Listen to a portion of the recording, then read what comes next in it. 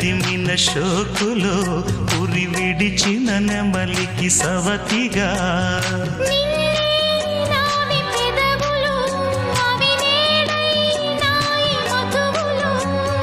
రెండు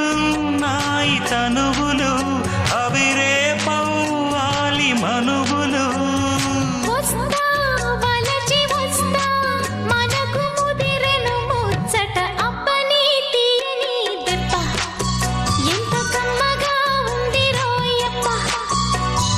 అమ్మ నేనున్న నీ బుగ్గ